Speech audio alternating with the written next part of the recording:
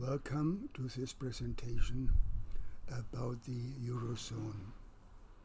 The Euro area is characterized by a combination of various different countries that each of them has a certain degree of national sovereignty, but are as a whole subject to the Commission and the Parliament and the European Council.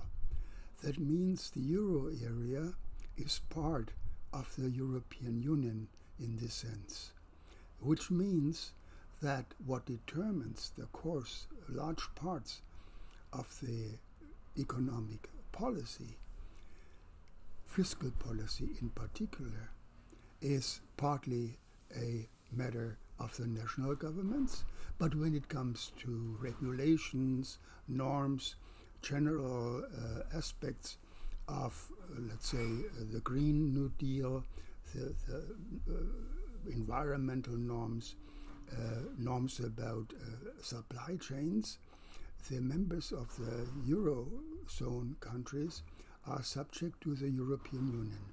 So this analysis shows that the problem is not the euro currency area by itself, but its submission to the European Union.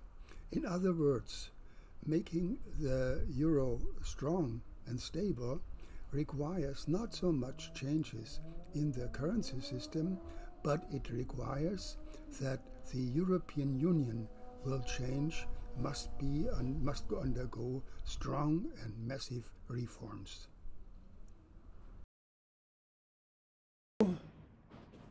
Welcome to this presentation about the Euro area, macroeconomic facts and outlook. Let us begin with the currency. The euro currency. The euro was introduced in 1999. That means that this year, 2024, we celebrate its 25th anniversary, a quarter of a century. The euro is now the official currency of 20 countries of the European Union, while the European Union has 27 members. It is used as the daily currency by about 350 million people.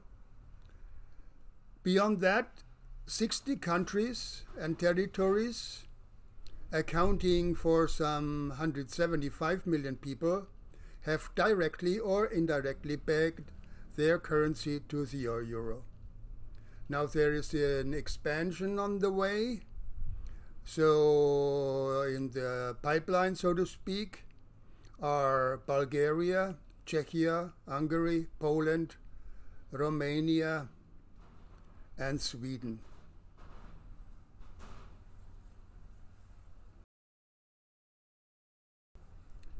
Let's have a look at the euro-dollar exchange rate since the euro's inception. At first, there was some kind of strong reduction in the value of the euro. So these are dollars per euros. So the higher the number, the stronger the euro is. But about 2002, the European currency experienced impressive period of strength that moved it up to close to $1.6 per euro. And however, since then, there has been a long period of decline, and now we are actually below $1 to the euro. So the euro buys less than $1. Now let's have a look at the long-term chart, where the euro is calculated artificially as if it even existed since the. Also, when we look at the exchange rate in the long run, a decline of the euro currency against the US dollar, in the sense that when you would get 1.8 dollars per euro calculated in the 70s, then you had the strong rise of the dollar, which here is a strong decline of the dollar, of the euro, and then a move back up again and down again and back up again. But in the long run, the euro is actually a currency that is weakening to the dollar, and even more so, this also applies to the euro currency index. That is not just against the dollar, although the dollar is the main currency in the basket, but here too we have a long-term decline of the value of the euro.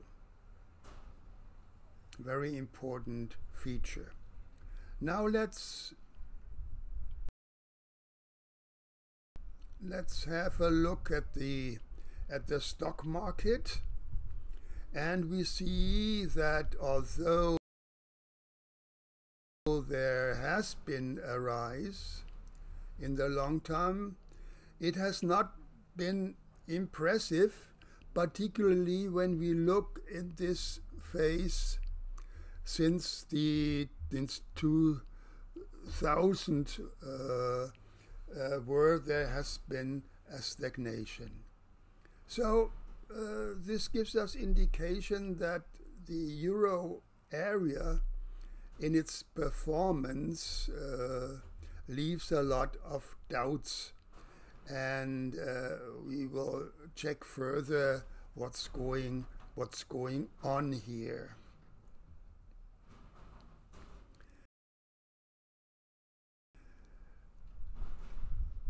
Now let's look at economic growth and employment. A very important feature.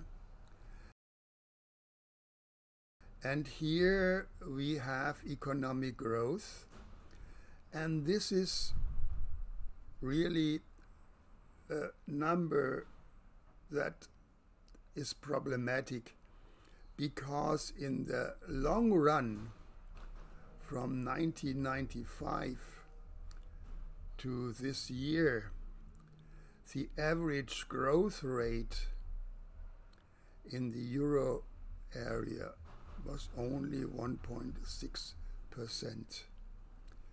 Of course, this here is the low point during the crisis, then a strong recovery.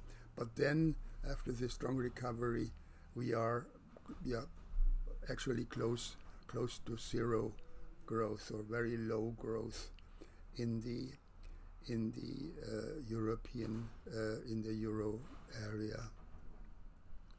Not very impressive.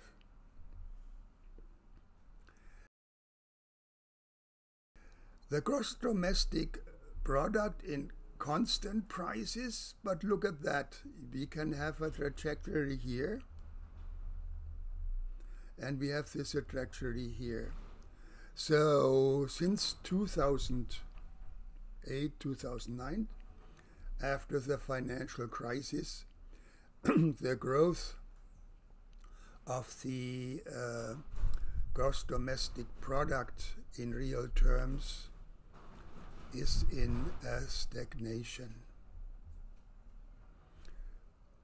Or let's put it in another way, it is in a stagnation in the sense that the earlier trajectory has been left.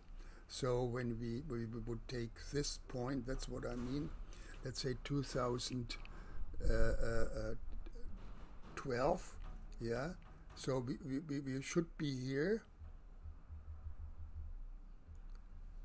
and if we continue that, we should actually be up here if the older trend would continue. So this is the discrepancy that is happening here. The GDP per capita in purchasing power parity shows it even more drastically. Just look at this trajectory and compare it to this here, or to this here, if you take this here. So we are in a crisis. Interestingly enough, there has been a recovery of disposable income, but look here also at the trends.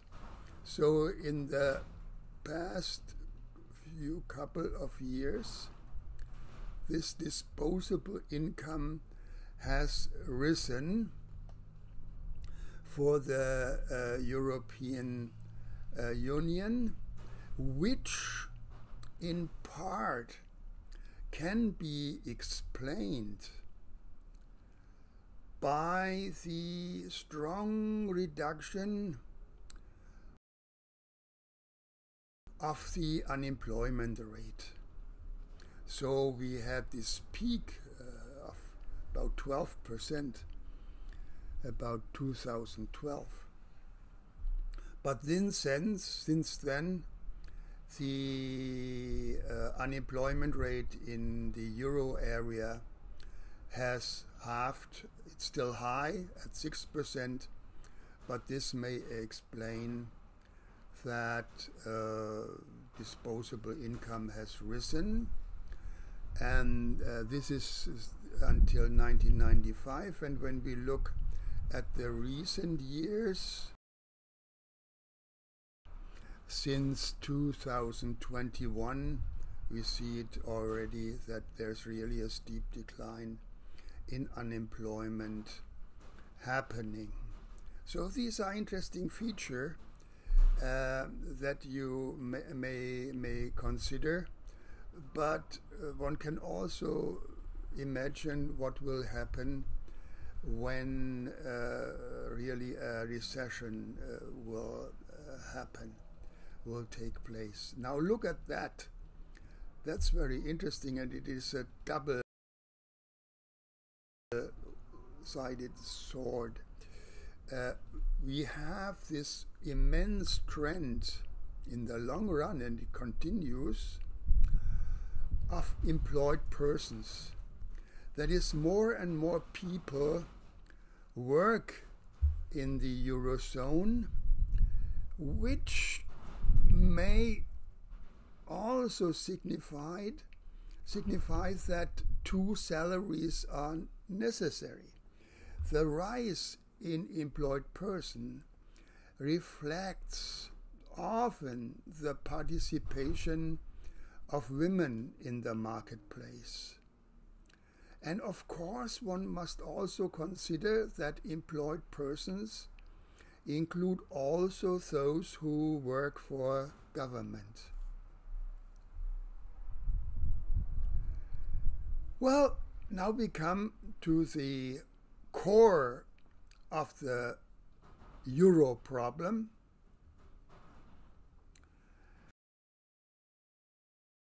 which is the break of the trend. First, it was broken in the international financial crisis. It did not really go back fully to the old trajectory, but here, since about 2018-19, we have actually a falling rate of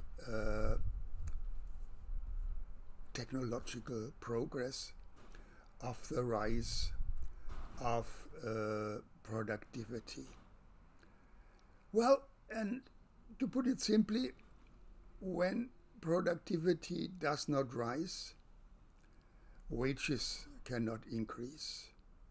One can also argue, and it's even stranger, that the less productive an economy is, the more people have to work to maintain their income.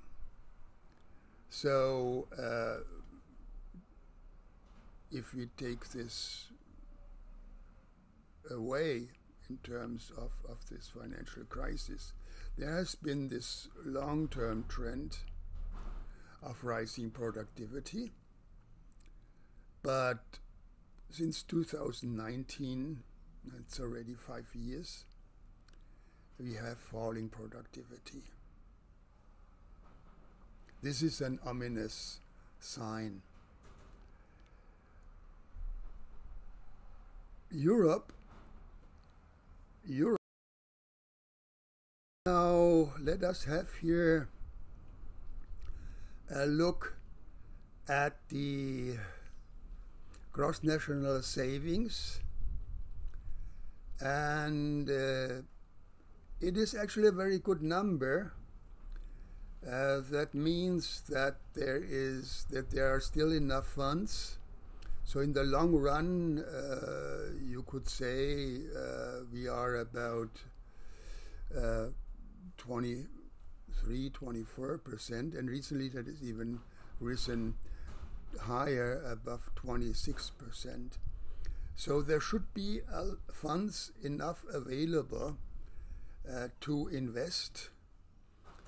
And but when the economy does not grow, even when funds are available, that means that there is not enough technological progress underway.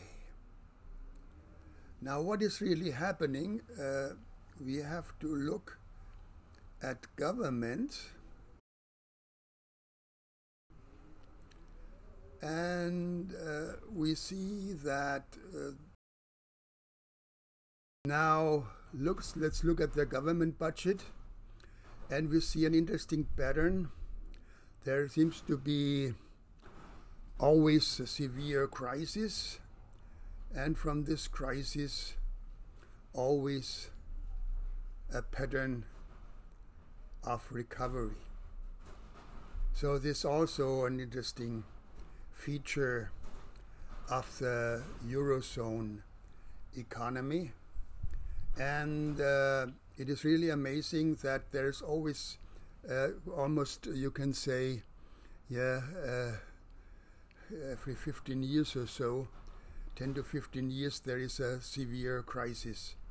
Now we are right now on the pattern of a recovery, and we'll have to see how long this will go on.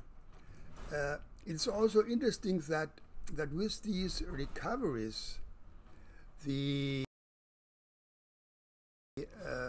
government debt ratio does not go out of hand as it has happened in the US. We've had this long decline here, very impressive, from 95 to 2008. Then we had this financial crisis, and then we had the reduction, then we had the C crisis, and from there it goes down again. So at a level of 87%, it is in manageable territory. And it features the pattern of government spending. Yes, so you also have here this typical pattern of the European currency area, that you have these declines relative to GDP, which reflects a strengthening economy. Then you have a crisis. You have a severe crisis happening. So the system is not fine-tuned, so to speak. It is prone to kind of getting close to crashes. But let's go on. We will talk about that also in the outlook. Now, here is prices and money. And we have this inflation rate that has been in a long-term decline, and this recent immense peak that has happened. But as of now, it was only a peak, up to 10%, and now the annual inflation rate is down to a range of 2%, which is more or less the aim of the European Central Bank. And when we go on, we see this reflected in the policy rate of interest. So the European Central Bank reacted quite strongly to this rise of the inflation rate and tried to bring it down again. But we also have, like in the US, this long period of almost zero inflation rate, with the consequence as the cause how to produce such a low interest rate. You have to augment the central bank balance sheet, creating money, and you see this exponential rise that was broken here in 2021 more or less, and now we try to bring it down. So will this happen? Well, it is reflected in the money supply M1, where you have this exponential curve going on, but here it was broken. But here you see this already moving up again. So this is an open question. What will happen here? We have we don't know yet whether the trend was broken or not. Household debt had a strong rise in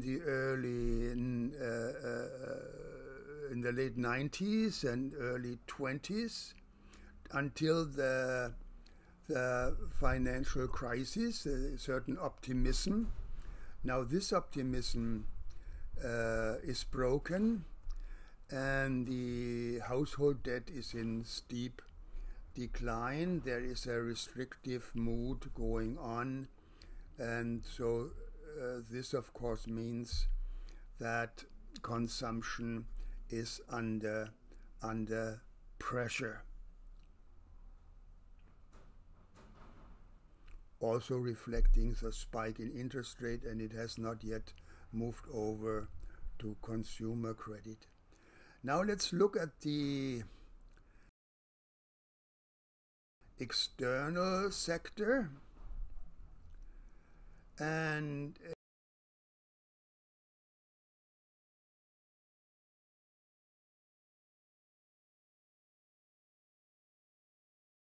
here we have a positive current account till the 1911, a very impressive positive current account, and also a strong accumulation of foreign exchange reserves. So there is a reserve in case the euro would weaken more. There seems to be enough powder to avoid a further weakening, and the European Central Bank can strengthen the euro again if it fears it would get out of control. Now, to conclude, let's have a look at the map that you can study. So we have these countries here of the current Eurozone, including Finland and the Baltic nations. And we have these candidates that probably want to enter, and that are now in the European exchange rate mechanism.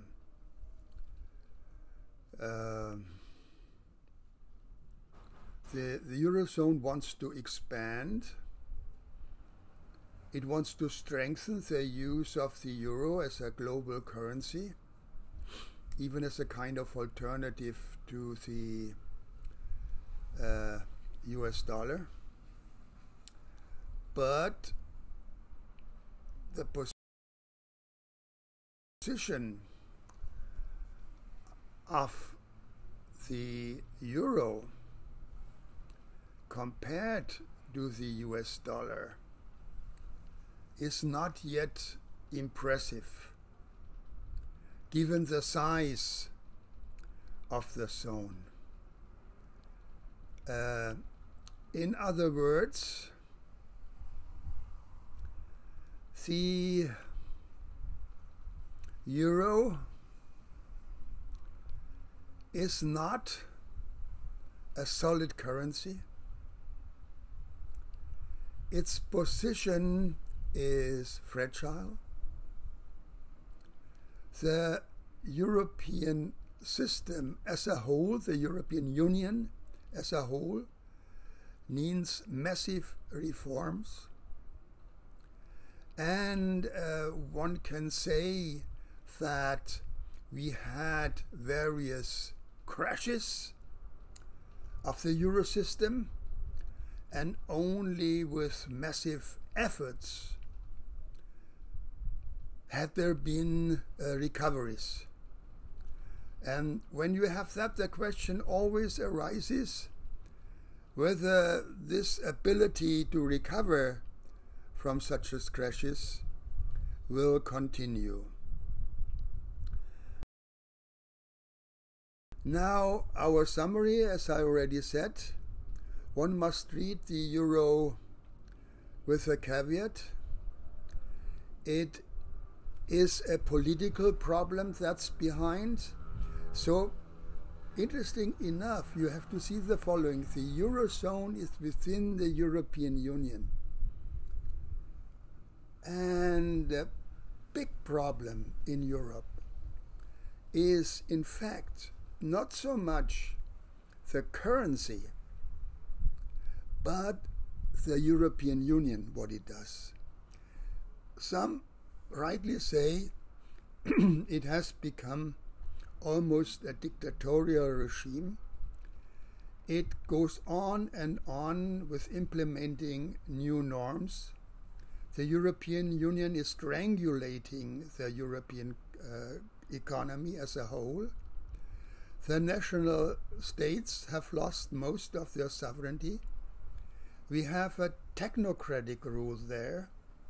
And the problem is that to save, now listen good, listen well, to save the euro, one has to reform the European Union. Now, when can you gain confidence in the euro?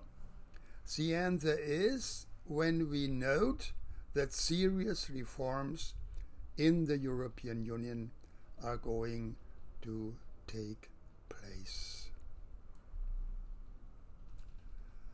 Well, thank